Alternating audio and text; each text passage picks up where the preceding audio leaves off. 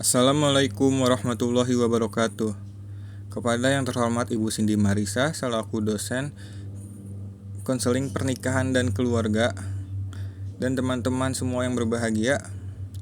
Perkenalkan, nama saya Akbar Maulana Filah dengan NPM 20210150000769. Saya akan membawakan materi tentang komunikasi dalam keluarga. Baik, langsung saja kita masuk ke materinya. Pengertian komunikasi keluarga menurut para ahli komunikasi keluarga. Menurut Sedgwick, komunikasi keluarga adalah suatu pengorganisasian yang menggunakan kata-kata, sikap tubuh, intonasi suara, dan untuk menciptakan harapan, image, ungkapan perasaan Anda serta saling membagi pengertian. Komunikasi dalam keluarga juga dapat diartikan sebagai kesiapan membicarakan dengan terbuka setiap hal di dalam keluarga, baik yang menyenangkan maupun yang tidak menyenangkan. Juga siap menyelesaikan masalah-masalah dalam keluarga dengan pembicaraan yang dijalani dalam kesabaran dan kejujuran serta keterbukaan. Itu menurut Friendly 2002. Sedangkan menurut Hafiz Changgara menjelaskan komunikasi dalam keluarga ialah meningkatkan hubungan insani, human relation, menghindari dan mengatasi konflik-konflik pribadi dalam keluarga, mengurangi ketidakpastian sesuatu, serta berbagi pengetahuan dan pengalaman dengan orang lain. Dalam presentasi ini yang akan dibahas adalah yang pertama, alasan harus komunikasi keluarga, yang kedua, waktu komunikasi dalam keluarga, yang ketiga, jenis komunikasi keluarga, dan yang terakhir, manfaat komunikasi keluarga. Alasan harus komunikasi keluarga. Yang pertama, membangun citra diri yang positif. Kenapa bisa positif? Karena kita terbuka gitu sama keluarga kita, ada sesuatu kita komunikasikan gitu. Yang kedua, rasa aman. Yang ketiga, rasa kebersamaan. Ya, dengan komunikasi keluarga kita ada interaksi, kita ada komunikasi, jadi kan kita ngerasa kebersamaannya lebih berasa. Terus selanjutnya ada pendekatan secara individual, pendekatan secara individu orang per orang. Ya, kita dekat sama orang tua, misalkan dekat ke ayah atau ke ibu, atau dengan kakak, dengan adik gitu. Terus alasan selanjutnya, pengakuan dan perlakuan yang layak kepada setiap anggota yang berada di dalam keluarga. Dan alasan yang terakhir, menyadari keterbatasan kemampuan berkomunikasi. Waktu komunikasi dalam keluarga. Kapan sih waktu komunikasi dalam keluarga itu dimulai?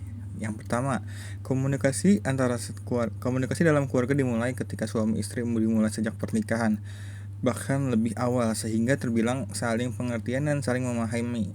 Ini mungkin waktu pendekatan ya, untuk pacaran gitu udah dimulai tuh komunikasinya untuk perencanaan keluarga. Selanjutnya ada komunikasi antara anak dan orang tua dimulai sejak lahir, bahkan sejak bayi dalam kandungan. Bayi mempunyai kemampuan untuk berkomunikasi. Dengan mengajak bayi bicara, komunikasi sejak ini akan meningkatkan kecerdasan dan mempercepat berbicara. Nah, di sini kita sebagai orang tua ngestimulus si bayi gitu biar dia bisa bicara, jadi lebih cerdas lagi. Jenis komunikasi dalam keluarga. Yang pertama, bersifat verbal dan non-verbal. Verbal di sini maksudnya sesuatu yang bisa diungkapkan melalui kata-kata seperti perasaan atau emosi gitu.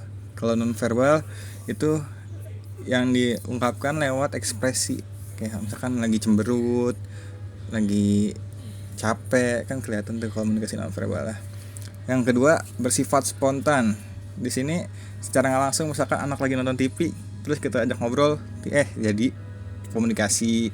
Lagi makan ada komunikasi, ngobrolin topik apapun tuh ada komunikasi di dalam keluarga. Yang ketiga, bersifat membujuk. Misalkan gini, kita ngasih stimulus, kita ngasih motivasi gitu ke anggota keluarga. Oh ya, coba lagi, kamu pasti bisa. Ayo lakuin itu. Ayo jangan nyerah gitu. Itu komunikasi dalam keluarga. Manfaat komunikasi keluarga. Yang pertama, dapat menumbuhkan saling pengertian antara anggota keluarga. Yang kedua, dapat membentuk kepribadian. Yang ketiga, dapat memenuhi kebutuhan kejiwaan dalam tiap anggota keluarga. Dan yang keempat, dapat saling membantu kesulitan. Secara nggak langsung di sini dapat memenuhi kebutuhan kejiwaan dan tiap anggota keluarga. Jadi kita tuh tahu misalkan, oh ini anak kita belum pulang, dia nggak ada kabar, terus dia SMS kita atau chat kita, lagi main, lagi kerja kelompok. Nah kan kebutuhan jiwa kita terpenuhi, itu yang tadinya kita penasaran sekarang udah penasaran. Begitu pula dengan pasangan kita, kalau lagi main keluar terus dia ngabarin, nah jadi kita kebutuhan jiwa kita kepenuhi. Jadi yang tadinya was-was jadi oh iya dia lagi main gitu, udah aman. Manfaat selanjutnya, keterampilan mendengar aktif, keterampilan berdialog, menyampaikan pesan aku, memahami perasaan orang lain, mengendalikan emosi, keterampilan menyesuaikan diri terhadap perilaku komunikasi orang lain, dan yang terakhir, cara berkomunikasi jika timbul masalah atau perbedaan pendapat. Kesimpulannya, komunikasi dalam keluarga adalah proses hubungan timbal balik antara anggota keluarga, dan komunikasi keluarga merupakan komunikasi antar pribadi yang sering terjadi secara spontan dan tidak direncanakan terlebih dahulu. Komunikasi dalam keluarga merupakan proses saling mempengaruhi dalam keluarga yang bersifat sosial dan psikososial. Kemudian komunikasi dalam keluarga merupakan proses hubungan dalam upaya saling memahami dan mengubah sikap, pendapat, atau perilaku setiap anggota keluarga.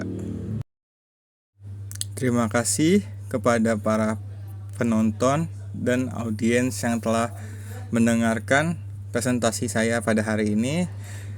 Mohon maaf apabila banyak ada salah kata ataupun ketikan maupun pengucapan. Saya akhiri, wabillahi taufiq wal hidayah. Wassalamualaikum warahmatullahi wabarakatuh.